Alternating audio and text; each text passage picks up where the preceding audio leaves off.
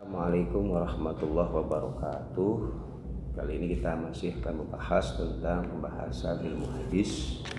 Masih kita ambil dalam kitab Al-Qawaidul Asasiyah fi Ilmi Mustalahil Hadis.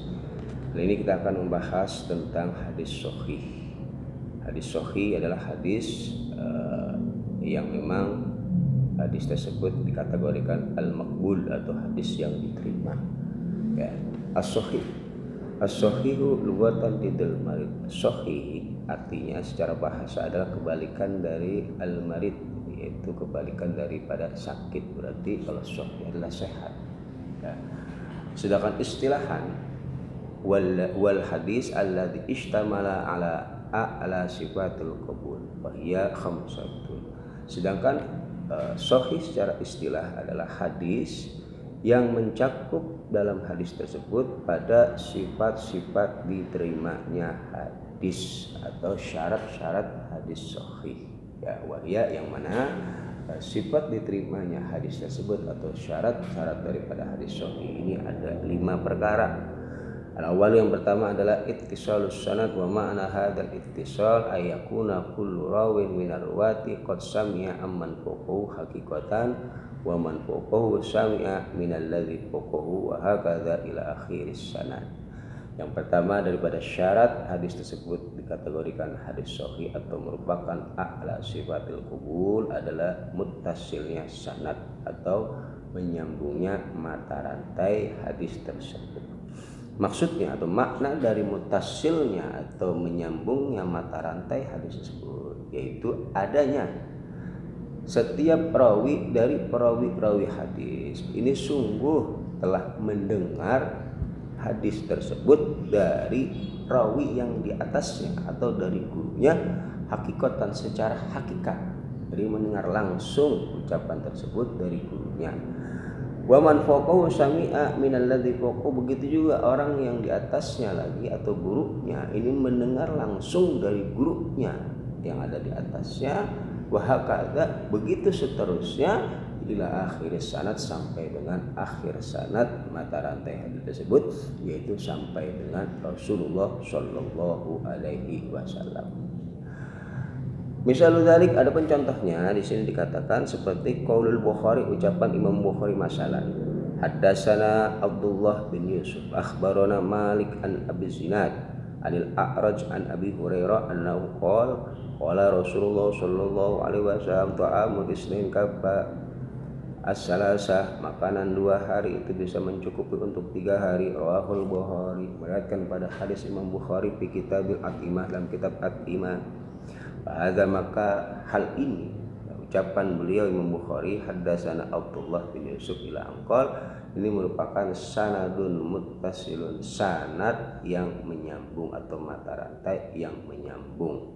Bagaimana hadza, maksud daripada makna mata rantai tersebut menyambung atau muttasil sanadnya bahwa annal Bukhari qad sami'a min Abdullah hadzal hadis wa anna Abdullah sami'a min Malik hadzal hadis wa anna Malikan sami'ahu min Abi Zinad wa huwa sami'ahu min al-A'raj wa huwa sami'ahu min Abi Hurairah wa huwa sami'ahu min Rasulillah sallallahu alaihi wasallam. Bahwa maksud daripada muttasilnya sanad bahwa Imam Bukhari yang meriwayatkan hadis ini sungguh beliau mendengar langsung hadis tersebut dari Abdullah, dan Abdullah pun mendengar langsung hadis tersebut dari Imam Malik, dan Imam Malik begitu juga mendengar langsung dari Abi Zinad, dan Abi Zinad pun mendengar langsung hadis tersebut dari A'raj, dan A'raj ini pun mendengar langsung hadis tersebut dari Abi Hurairah, dan Abi Hurairah pun mendengar langsung hadis tersebut dari baginda kita Nabi besar Muhammad sallallahu alaihi wasallam.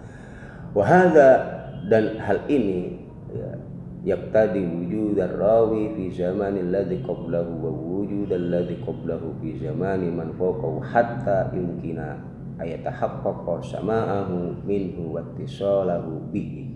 Dan ini tentunya akan menuntut wujudnya atau beradanya rawi hadis tersebut pada zaman rawi yang sebelumnya, berarti mengalami masa hidup rawi yang ada di atasnya atau gurunya.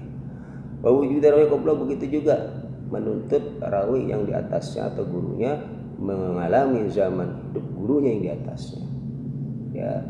Ya, sehingga memungkinkan memastikan, mentahqiqkan, mendengar langsung hadis tersebut dan menyambungnya mata rantai hadis tersebut. Jadi benar-benar mendengar dari gurunya langsung dan mengalami hidup zaman gurunya, tidak katanya atau tidak dari buku dan lain sebagainya, tapi benar-benar mengalami hidup zaman dengan gurunya dan mendengar langsung hadis tersebut dari gurunya sampai dengan Rasulullah SAW, sehingga memastikan bahwa hadis tersebut benar-benar didengar langsung dan menyambungnya mata rantai tersebut hingga Rasulullah Shallallahu Alaihi Wasallam. Inilah yang dikatakan dengan ittisalus sanad atau menyambungnya mata rantai hadis tersebut. Kemudian asani, syarat yang kedua daripada syarat hadis sahih atau dikatakan a'la sifatil qabul, yaitu adalah rawi. Para perawi hadis tersebut ini memiliki sifat adlun fil riwayah, ya, karena di dalam masalah hadis ini berbeda dengan dalam masalah syahadah, kesaksian. Karena kalau dalam kesaksian ini berbeda dalam masalah sifat adilnya.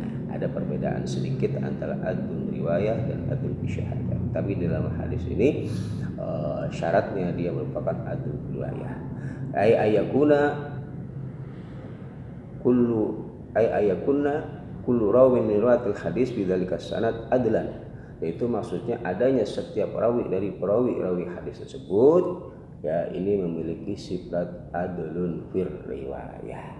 Wal adlu, sedangkan adil sendiri adalah wal muslimu al aqilu as-salimu min al-fiski wa sabail al-awsaf al-hisiyah, yaitu orang bisa dikatakan dia sebagai orang yang adil atau memiliki syarat-syarat dalam diri seorang tersebut. Yang pertama, dia harus seorang yang muslim, kemudian yang kedua dia harus berakal, dan yang ketiga dia harus selamat dari sifat fasik, dan yang selanjutnya adalah dia selamat dari paling terendahnya sifat-sifat yang hina atau yang rendah yang bisa menjatuhkan harga diri perawi tersebut atau merusak daripada muruah perawi tersebut. Contoh seperti makan sambil berjalan, nongkrong di pinggir jalan. Ini bukan hal yang diharamkan, tetapi bisa merusak daripada muruah dari perawi itu sendiri, yang merupakan shaghairul awsafi al-hisiyah, paling rendahnya sifat-sifat hina. Wal kafir, maka kesimpulannya orang kafir, wal fasik orang fasik, wal majnun orang gila, wal majhul dan orang yang majhul, tidak jelas status pribadiannya. Kullu haula'i laysu adulan, mereka ini tidak termasuk kategori seorang yang adil dan tidak mencukupi di dalam persyaratan hadis sahih. Ikhlafil mar'ah wa hiya maqbulatur riwayah idza kanat muslimatan aqilatan salimatan min fiski wal awsafi al-hisiyah. Berbeda dengan seorang perempuan. Kalau perempuan di dalam kesaksian tidak diterima perempuan satu kesaksiannya dalam persaksian pernikahan atau melihat hilal dan lain sebagainya. Tetapi dalam periwayatan hadis dia bisa diterima, yang penting ya bisa diterima periwayatannya. Yang terpenting dia harus seorang muslimah, berakal, selamat dari sifat fasik, dan juga selamat dari sifat-sifat yang rendah, yang hina, yang bisa merusak muruah atau kepribadian perawi hadis tersebut, atau sifat-sifat yang tidak pantas untuk dilakukan oleh seorang perawi. Begitu juga kata al-abdu tuqbalu riwayatuhu idza kana musliman aqilan saliman minal fiski wal awsafi al-hisiyah. Begitu juga seorang budak, ya, di dalam kesaksian atau adlun fi syahadah, seorang budak tidak bisa diterima kesaksiannya. Tetapi dalam masalah periwayatan seorang budak bisa diterima periwayatannya, yang penting dia sudah memenuhi syarat, yaitu seorang muslim, berakal, selamat dari sifat fasik, selamat dari sifat-sifat rendah yang bisa merusak muruah seorang budak tersebut. Kemudian wa yumkinu an naqula inna adalata rawi maknaha nadhafatu sulukihi wa taharatu sirihi wa huwa yatanawalul janibil akhlaqi fir rawi.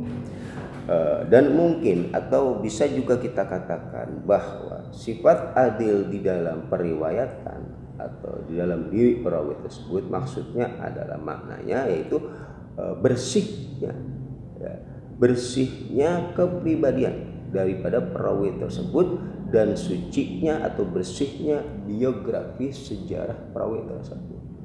Benar-benar di dalam kepribadian dan biografi serta kehidupan perawi tersebut ini memiliki akhlak yang baik, tidak memiliki sifat fasik secara zahir nyata di dalam kepribadiannya.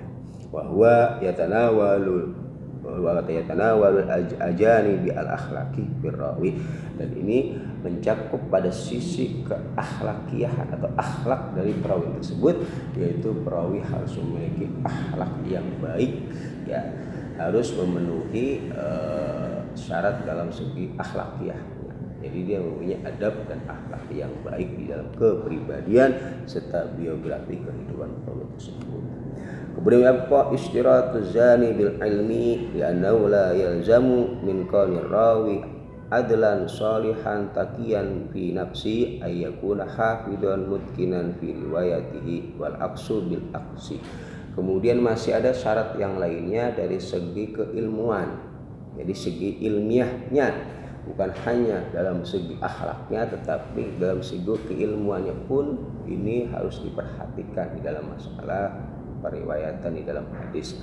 Karena li'annahu la yalzamu min qaulir rawi adlan sholihan taqiyan fi nafsi ayyakuna hafidhan mutkinan fi riwayatihi, karena tidaklah memastikan, tidaklah selalu adanya rawi tersebut memiliki sifat adil dalam artian dia muslim, berakal, selamat dari sifat fasik, selamat dari sifat-sifat rendah hina,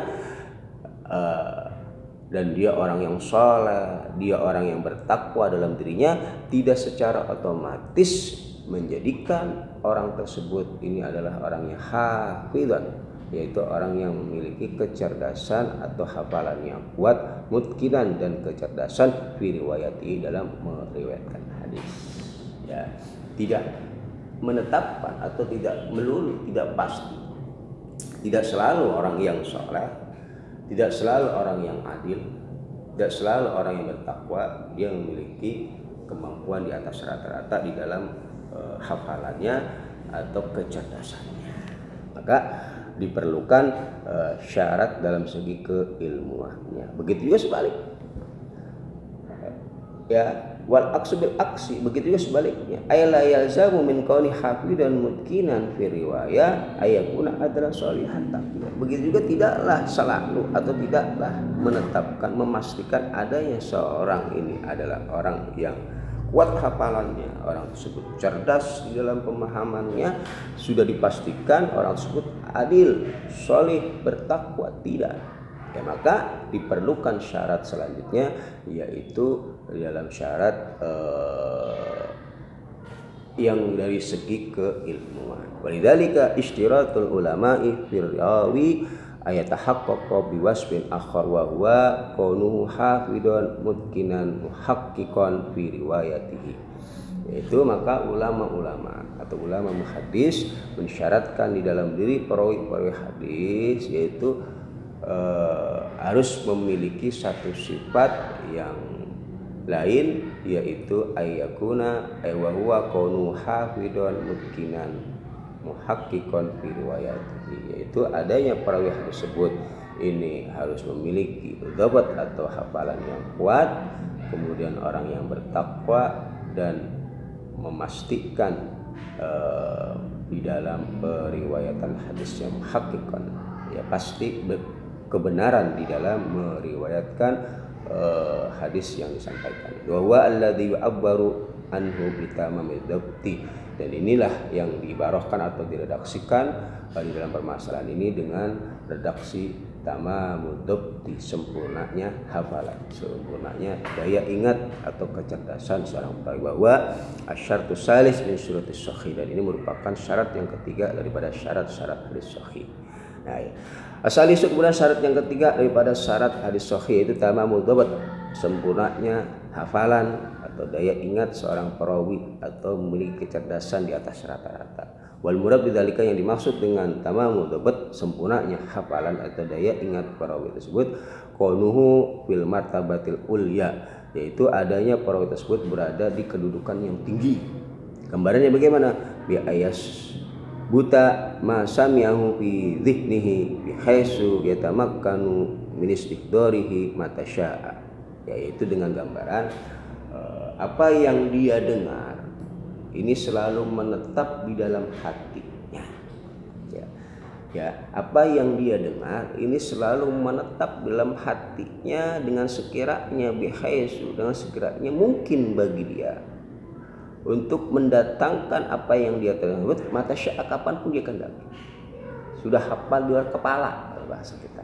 Ya, apa yang dia dengar ini sudah betul-betul menancap di dalam hatinya, apa di luar kepala. Ketika dia ingin menyampaikan hal tersebut, ya kapanpun dia ingin menyampaikan, dia bisa mampu menyampaikan hal tersebut. Seperti halnya hafalan kita di dalam menghafal bacaan Al-Fatihah. Al-Fatihah, kebanyakan dari kita sudah hafal luar kepala. Kapanpun kita ingin membaca Al-Fatihah, kita bisa. Nah, seperti itu. Ya, jadi betul-betul memiliki daya ingat hafalan yang kuat sehingga apa yang dia dengar ini menancap dalam hatinya. Sekiranya dia ingin menyampaikan hal tersebut, kapanpun dia bisa. Wa kharaja al-mughfil kasiral khata, maka mengecualikan orang-orang yang lalai dan orang-orang yang banyak salah. Maka orang-orang tersebut tidak termasuk orang yang dikatakan tamamud dhabt, ya, karena orang tersebut lalai di dalam pribadiannya. Wa kharaja aidan, dan juga mengecualikan juga khafifad dhabti, orang yang lemah daya ingatnya atau kurang lebih sedikit daya ingatnya, tidak memiliki daya ingat yang kuat. Itu juga tidak termasuk daripada bagian perawi tersebut disyaratkan di dalam masalah hadis sahih. Orang yang memiliki daya ingat atau hafalan yang tidak sampai dengan tamamud dhabt, kesempurnaan dalam hafalannya, cerdas. Berarti kalau orang standar atau di bawah standar, ya, ini tidak masuk di dalam syarat hadis sahih. Ya, jadi betul-betul perawi hadis tersebut ini memiliki kecerdasan di atas rata-rata kalau bahasa kita, ya, sempurna di dalam hafalannya, memiliki daya ingat yang kuat sehingga ketika ingin menyampaikan apa yang dia dengar, seketika itu dia mampu, ya, karena sudah menetap dalam hatinya. Warabi, sebenarnya yang keempat daripada syarat hadis sahih adalah khulu minasyudud, yaitu sepinya hadis tersebut dari syadz, ayla yukhalifu dzalika siqah arjahu minhu minar ruwati, yaitu tidak berbedanya perawi tersebut dari riwayat-riwayat rawi yang lainnya yang lebih sikoh daripada perawi-perawi yang lain. Jadi tidak bertentangan dengan hadis yang lain atau perawi yang lain di dalam masalah hadis tersebut. La yukhalifu dzalika sikoh, tidak bertentangan dengan perawi yang sikoh, perawi yang sudah dikategorikan a'la sifat, ya, memiliki tamamud dhabt, ya, syarat-syarat yang telah disebutkan tadi di atas. Nah, ini tidak kemasukan salah satu dari hal tersebut, ya. Maksudnya tidak berbeda dari riwayat perawi lain, ya, yang lebih sikoh daripadanya, ya, tidak berbeda dari riwayat rawi-rawi lain yang lebih sikoh daripada dia atau rawi tersebut. Kemudian al-khamisu, syarat yang kelima adalah khulu minal illah, yaitu sepinya hadis sahih dari illat atau penyakit. Ayla yakuna bil hadis illatun, yaitu maksudnya tidak adanya dalam hadis sahih yaitu satu illat atau penyakit. Wal illah, adapun illat atau penyakit adalah wasfun khafiyun yakdahu fil qabul wa dhahiru as-salamah minhu, yaitu illat apa sih? Satu sifat yang samar yang bisa merusak diterimanya hadis tersebut. Dan sedangkan dohirnya hadis tersebut kelihatannya selamat dari penyakit tersebut. Ya, jadi atau sifat yang nggak nampak atau samar yang malah yang mana sifat tersebut ini akan merusak ya, daripada diterimanya hadis tersebut. Sedangkan dari dohirnya ini nampak selamat. Nah, ini adalah istilah penyakit yang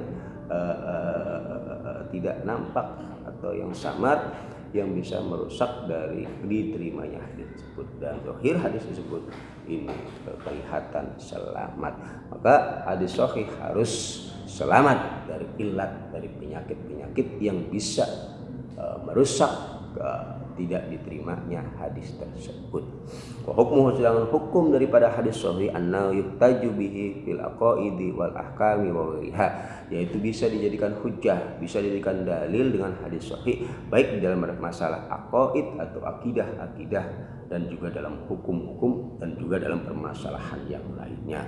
Wajibu al-amalu bihi, dan wajib hukumnya untuk mengamalkan daripada hadis-hadis sahih. Nah, ini tentang permasalahan hadis sahih. Mudah-mudahan kita bisa memahami tentang permasalahan hadis sahih ini, maka kita bisa mengetahui apa sih hadis sahih ya, tentang permasalahan hadis sahih. Karena di dalam masalah Islam ini ada dua hal yang sangat diperhatikan. Yang pertama adalah masalah sanad atau mata rantai, yang kedua adalah masalah nasab, yaitu tentang keturunan. Ini sangat-sangat diperhitungkan dan dipertimbangkan di dalam permasalahan atau dalam agama kita, yaitu agama Islam. Mudah-mudahan bisa bermanfaat tentang pembahasan ini. Summa qul wallahu a'lam bishawab.